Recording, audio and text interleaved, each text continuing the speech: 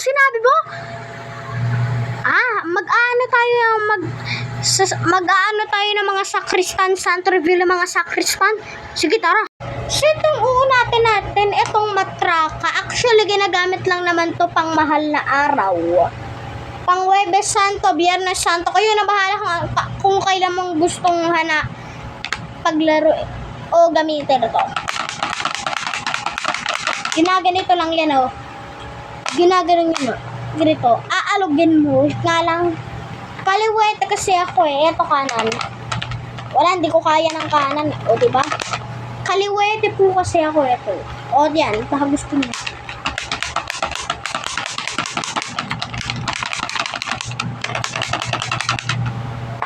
Tapos, next natin yung incenso. May incenso ako dito.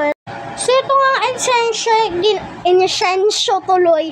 So, itong incenso ay ginagamit lang naman to pag may okasyon sa simbahan. Yung special misa, alam nyo ba yung special yung misa? Halimbawa, Fiesta ng Sacred Heart, Nazareno, yung Belen, mga ganon. So, ito ay incensoan ko kayo in the name of Jesus. Diba? Next naman natin is bell. Mayroon akong bell dito. So, ito na nga yung bell natin. So, wag natin patunugan kasi natutulog yung kapatid ko tsaka yung mama ko. Pero patutunogin natin kahit mahina. Diba? So, yun yung mga natin, and then maghanap pa tayo kasi hindi lahat meron ako. May patraka ako dito kaso sira na. Ito nasira na po siya. So, ito matraka ko, yellow lang naman po siya. Ginagamit ko ito tawing mahal na araw. Ginagano to. So, ginamit ko lang naman po ito ng 2020 ba yun? Nakalimutan ko na kasi matagal na ito sa akin. Eh, ngayon 2006 na. Kaya Ito talaga yung mas maganda kasi meron siya ditong nakalagay. Pwede mo siyang tanggalin. Ayun o. Or pwede mo siyang iuntog lang. Diba? Ayun o, may butas siya. Pwede mo siyang lagyan. Ayun o. Magkabilaan. So yan, tapos pag nalagay mo na, magdahan-dahan ka lang sa pag ganun, di yun dapat eh. Kasi pangamalay mo, pag ganun mo, pag ginanon mo, is gumanito siya. Gumanyan. Tapos mababali lang. Kaya mag-ingat kayo sa paggamit na itong matraka. So itong matraka na to is, Dati lang po yan noong 2023, bata pa ako, Biyernes Santo Procession. Tawag ko dito sa matraka, takatak. Kasi di ba nga, pakinggan nyo.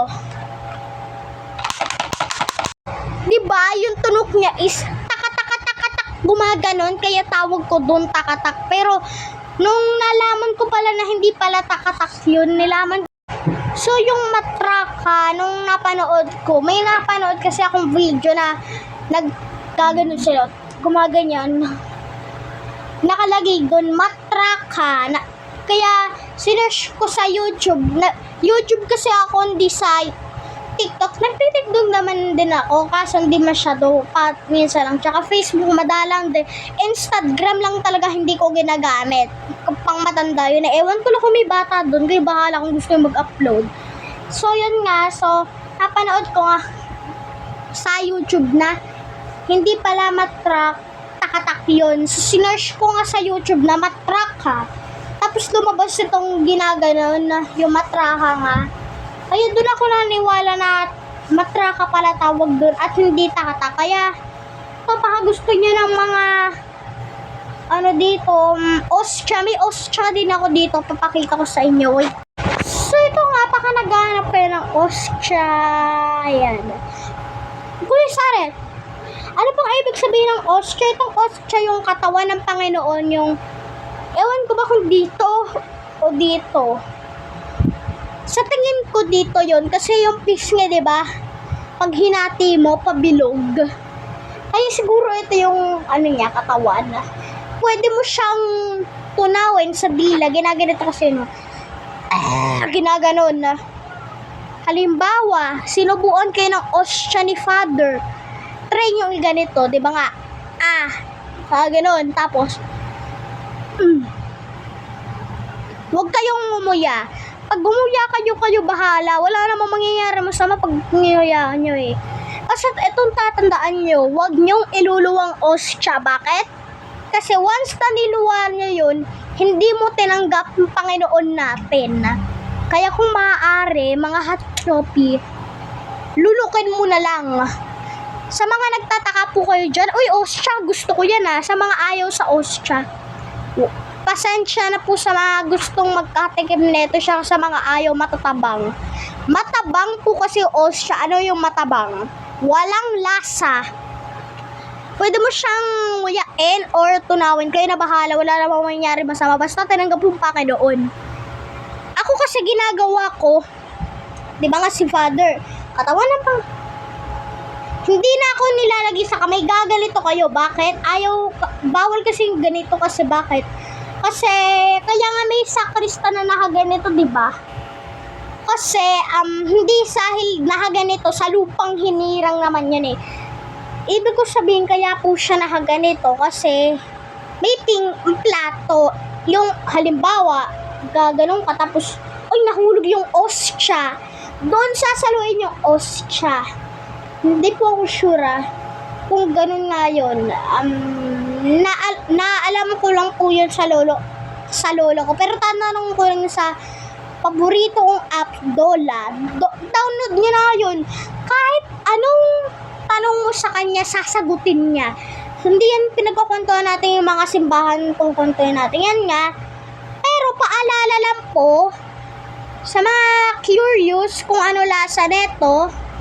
Wala nga po siyang lasa. Pero sa mga curious, sa mga ayaw maniwala sa akin, grade 3 halimbawa, grade 2 kayo, bawal pa magpasubo. Grade 3 pataas daw yung pwedeng subuan pa ng Ostia. Ito, ako grade 3, lagpas na po ako ng grade 3, grade 4 na po ako. Kaya pwede na ako subuan ng Ostia. Kaya, pag tinataas na yung Ostia, napapatingala ako tapos gumaganon ako. Anong ibig sabihin nun? Amen. Ibig sabihin nun na tinanggap po ng Panginoon. Parang ganun na nga. So, ito na nga. Mga ano natin dito, mga gamit sa simbahan. Pero wala naman kasi ako simbahan. Insenso. Yung isa kong matraka, tinabi ko. Napaka kasi masira pa lalo. Ito pa, bell. Ito po yung bell natin. Bell. Matraka ulit. And Ostia, katawan ng Panginoon So, nanalo na ko na yung Ostia. Kaya, don't forget to follow me and subscribe to my channel. Ano pangalan ng ano natin? Zaret Rafael. Nakalimutan ko na, mamaya titignan ko ulit. Pero ang pangalan ng YouTube account ko sa YouTube ko, saka sa TikTok, Facebook. Sa Facebook di ko na sasabihin kasi nakalimutan ko rin. Sa YouTube is Zaret Vlog PH. Mag-subscribe kayo doon at manood. Yun lang, and thanks for